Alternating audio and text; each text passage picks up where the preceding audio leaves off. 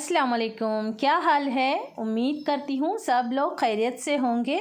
पिछले वीडियोस में कुछ पॉइंट रह गए थे बताने के, क्योंकि वीडियो काफ़ी लंबा हो गया था। चलिए आज उसी पॉइंट पर बात करते हैं। शुरुआत कपड़े धोने से करते हैं। मैं कैसे कपड़े धोती हूँ, कैसे काम मैनेज करती हूँ, हर चीज़ को परफेक्ट और साफ़ सुथरा कैसे करती हूँ। कुछ किचन के काम तो मैंने पहले वाले वीडियो में बताए हैं। चलिए आज कपड़ों से रिलेटेड हर चीज़ आपको बताती हूँ, जिसकी वजह से कपड़े एकदम परफेक्ट सही कलर में काफ़ी दिनों तक रहते हैं। काफ़ी दिनों तक मतलब कम से कम 10 साल तक भी, क्योंकि मेरे कपड़े जो मेरे बच्चों के कपड़े हैं ना, पिछली बार मेरी भाई की बेटी पहनी थी तो मैं पहचान नहीं पाई, इतना सही कलर था, इतना परफेक्ट कलर रहता है। चलिए वही सारे टिप्स मैं आपके साथ शेयर करती हूँ। देखिए मेरा कपड़े छांटने में ही 10 से 15 मिनट का टाइम जाता है। अभी तो ये बेबी पिंक है इसलिए इसको वाइट में मिक्स कर रही हूँ, नहीं तो हल्के कलर भी मैं वाइट में मिक्स नहीं करती हूँ। पूरे वाइट एक तरफ धोती हूँ और पूरे डार्क कलर एक तरफ धोती हूँ। और ये देखिए ऑरेंज भी मैंने अलग कर दिया है, डार्क ग्रीन है इसलिए डार्क कपड़ों में चला जाएगा, और येलो है देखिए उसको भी मैंने अलग कर दिया है। क्योंकि वॉशिंग मशीन में कपड़े धोते समय क्या होता है, जो डार्क कलर का कलर है ना, कलर भी नहीं बोल सकते, उसका हल्का गंदापन, मिट्टी, जो कुछ भी होता है ना वो लाइट कलर में आ जाता है। इसी वजह से कपड़े हैं ना इतने अलग अलग भाग में धोना पड़ता है।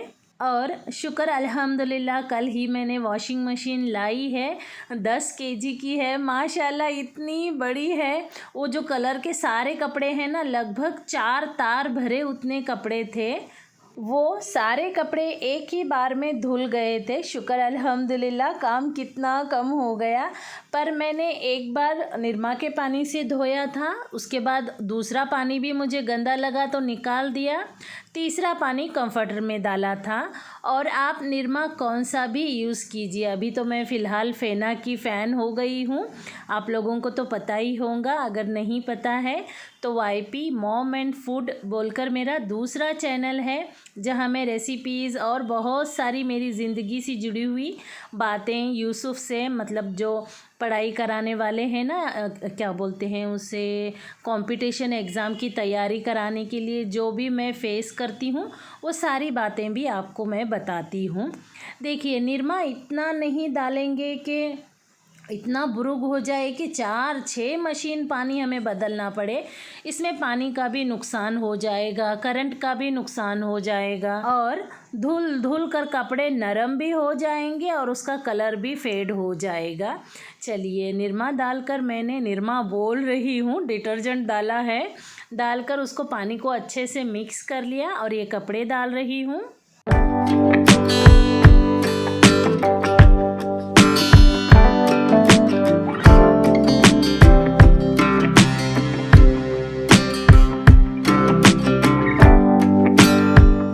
और दूसरा काम, मशीन पूरा अच्छे से घूम रही है कि नहीं देखें, नहीं तो इतने कपड़े हो जाएंगे कि घूमेगी नहीं मशीन, तो फिर कपड़े भी साफ़ नहीं होते हैं। ये हो गई दिक्कत मेरे साथ। देखिए पानी थोड़ा सा बाहर आ गया, फिर वापस हल्का हल्का ड्रेन करी तो फिर पूरा पानी चला गया। मैं काफ़ी सारा डिटर्जेंट, कंफर्टर सब कुछ यूज़ करती हूँ। अगर आप अफोर्ड कर सकते हैं तो करें, नहीं तो जो भी खुशबू वाला पाउडर होता है ना वो यूज़ कर लें, बाकी सब ठीक हो जाएगा। मैं यूसुफ़ के कपड़े भी धो रही हूँ, क्योंकि वो खुद धोकर रखा है, उसमें नारियल तेल की स्मेल आ रही थी, तो इसलिए एक बार पूरे कपड़े ही धो रही हूँ। एक्चुअली शिफ्टिंग हो गई ना, तो उस वजह से कपड़े बहुत ज़्यादा हो गए थे, और उसकी सूटकेस जो भी कपड़े थे, मतलब उसने धोया हुआ भी था, थोड़े गंदे भी थे, सारे कपड़े मैंने धो लिए हैं। और बोलते हैं एक साथ दोनों तरफ की वॉशिंग मशीन नहीं चलाना चाहिए, इसलिए वन साइड अगर चल रहा है तो रिंस ना करें। और रिंस करने के लिए एक एक कपड़ा निकाल कर अच्छे से डालें। जंबल निकाल कर डालेंगे ना तो सूख तो जाते हैं, थोड़ा सा मशीन पर लोड भी पड़ता है, और क्या बोलते हैं कपड़े भी सही से ये नहीं होते, उसमें सिलमटें बहुत ज़्यादा आती हैं।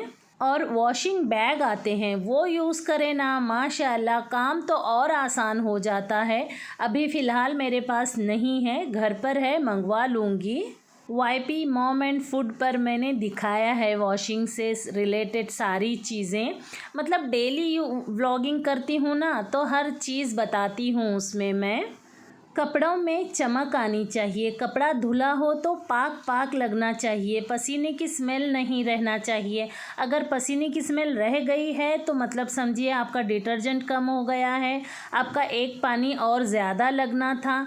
मतलब डिपेंड करता है आप कपड़े कितने गंदे करते हैं, उस हिसाब से डिटर्जेंट और पानी का डालना। चलो सभी के कपड़े धुल रहे हैं बोलकर एक ही पानी में कपड़े धो देंगे तो सारे कपड़ों में स्मेल और गंदापन रह जाएगा, चमक नहीं रहेगी। तो देखें, ध्यान से करें। अगर कोई बोलता है कपड़े गंदे हैं, ये साफ़ नहीं हैं बोलकर, उस पर जल्दी नाराज़ मत हुइए। उनसे पूछिए कि क्या गंदा लग रहा आपको, कैसा लग रहा बोलकर, फिर उसके बाद उसे डील करिए। और इधर देखिए मेरे कपड़े सूख गए हैं। इसी तरह से मैंने 3 वॉशिंग मशीन धोए हैं। आप देख ही रहे थे मैंने कितने पार्ट किए थे कपड़ों के। डार्क कपड़े 2 बैच में सूख गए हैं, बाकी सबका एक एक बैच ही हुआ था। शुक्र अल्हम्दुलिल्लाह, आज तो धूप खिली है। क्लिप लेकर जाकर ऊपर लगाऊंगी, झटकार झटकार कर कपड़े सूखने डालूंगी। अभी जब वॉइस ओवर कर रही हूँ ना, तब बारिश आ रही है। अच्छा हो गया मैं सारे कपड़े एक ही दिन में धो ली। अगर आधे रख कर आधे धोती तो आज कपड़े नहीं धुलते मेरे। मतलब बारिश आने की वजह से है ना, कपड़े सूखते नहीं हैं, उसमें स्मेल आती है। ये भी बात का ध्यान रखें। कहीं कभी कभार कमर में गीला रह जाता है, कभी कभार क्या बोलते हैं, जेब गीला रह जाता है।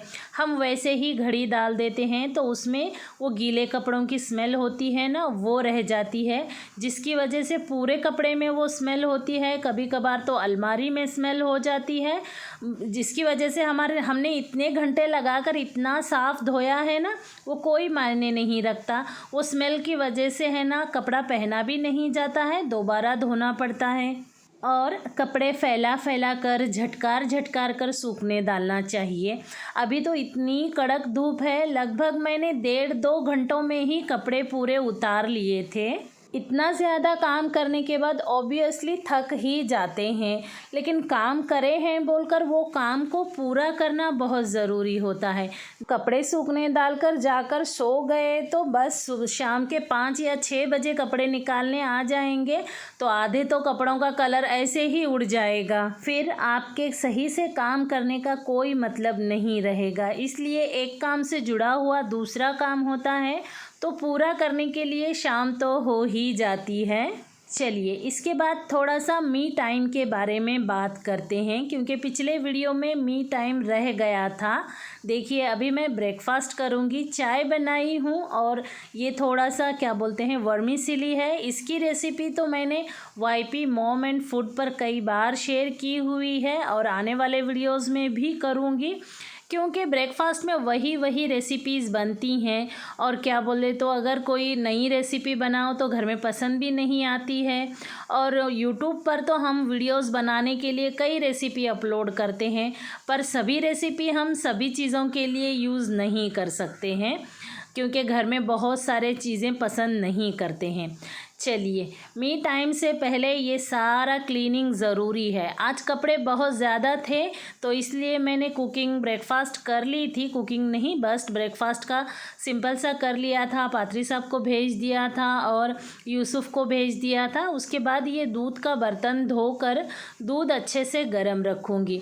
दूध का बर्तन साफ़ ना हो तो दूध फट ही जाता है। वैसे तो हम हाउसवाइफ को मी टाइम बहुत कम ही मिलता है। अगर बच्चे छोटे हों तो मी टाइम नहीं होता है, मम्मी टाइम होता है। आने वाले वीडियो में मैं एक हाउसवाइफ अपना अस्तित्व कैसे कायम रखे, जहां हमारी बेइज्जती भी ना हो, उन चीज़ों के बारे में बात करूंगी। पैकेट का दूध होते हुए भी काफ़ी चिकना है। देखिए सफाई करना ज़रूरी है। हाँ, लिए के साबुन लगाए के धोए नहीं होता है।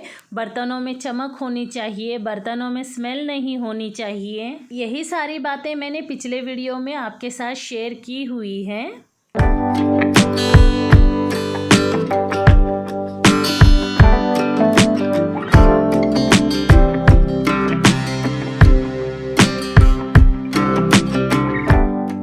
देखिए दूध का पैकेट खाली करने के बाद इसमें जाड़ा जाड़ा कुछ रह गया है पैकेट में।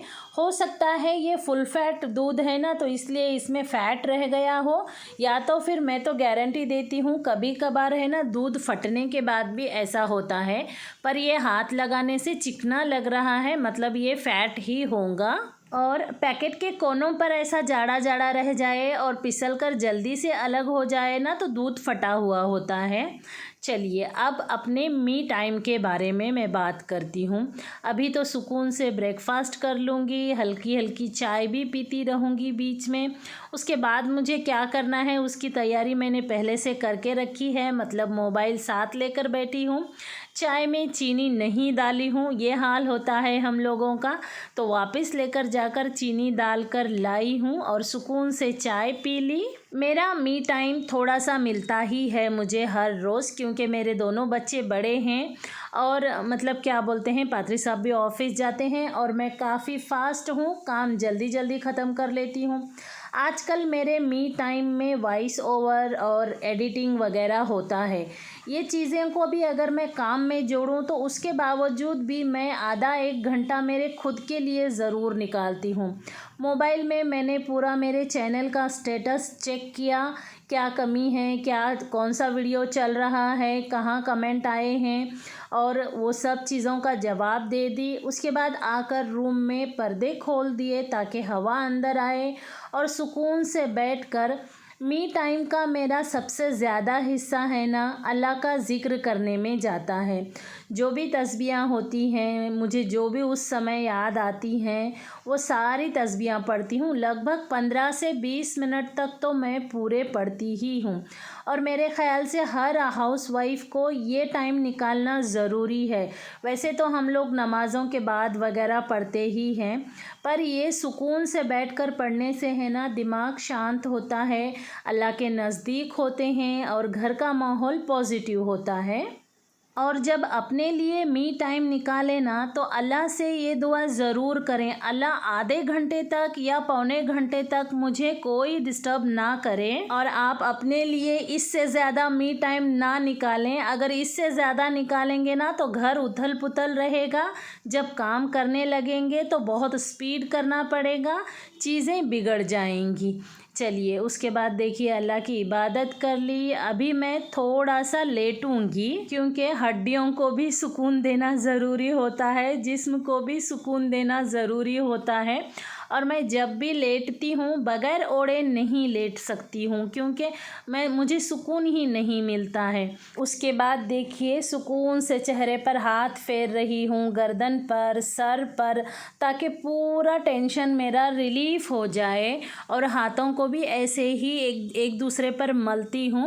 उसके बाद अभी तो मैं आपको करवट सोए हुए दिखा रही हूँ, पर पीठ के बल सोकर भी मैं पीठ को सीधी करती हूँ और लंबी लंबी सांसें लेती हूँ, पूरा रिलैक्स होकर 10-15 मिनट के लिए तो रेस्ट करती ही हूँ। अगर हो सके तो उसी बीच में मतलब अल्लाह ने चाहा तो एक नैप हो सकती है, क्योंकि नींद लगना भी अल्लाह के हाथ की बात है। वैसे लगती है, कभी कभार नहीं लगती है। चलिए उसके बाद उठ गई हूँ, थोड़ा सा इधर उधर घूम रही हूँ सुकून से, क्योंकि झट से काम को नहीं लगना है। नीचे देखी सब्ज़ी वाला आया था तो फिर मुझे झट से काम को लगना ही पड़ा। जाकर 10 रुपये का फूल गोभी, 10 रुपये की मटकी की फली, 10 रुपये का हरा धनिया लेकर आई हूँ। अभी यहाँ पर फ्रिज नहीं है तो बस 2 टाइम की चीज़ें ही ला रही हूँ। इसके बाद 2 से ढाई घंटे ही हुए थे, मैंने जल्दी से कपड़े उतार लाए क्योंकि इसका पूरा कलर निकल जाएगा अगर मैं ज़्यादा देर धूप में छोड़ूं।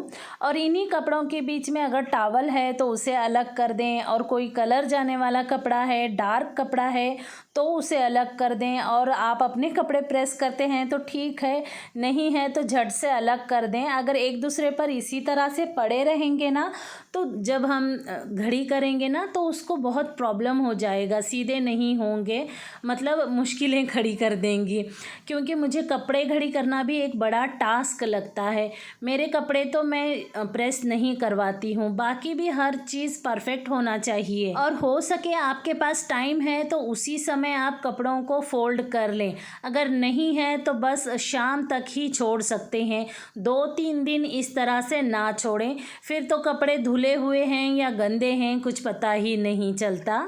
वीडियो पसंद आया हो तो लाइक ज़रूर कर लें, चैनल पर नए हैं तो सब्सक्राइब भी ज़रूर कर लें। Love you all, take care, bye bye.